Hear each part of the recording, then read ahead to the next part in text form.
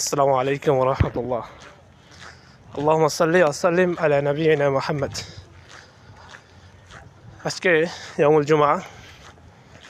জুমার সালাতের জন্যই মসজিদে যাওয়া হচ্ছে আলহামদুলিল্লাহ। তবে মনে হলো একটা বিষয় আপনাদের সাথে শেয়ার করে নেই, সেটি হচ্ছে জুম্মা মোবারক বলা। জুম্মা মোবারক বলা এটা আসলেই কতটুকু শরীয়ত সম্মত। আমরা অনেক ভাইকে দেখেছি জুমার দিন আসলেই তারা বলে থাকে যে জুম্মা মোবারক। বিষয়টি ফকিহ এবং বিদ্বানগণ বলেছেন যে জুম্মা মোবারক বলা বিষয়টি বিদআত, যেটা আমরা বলে থাকি।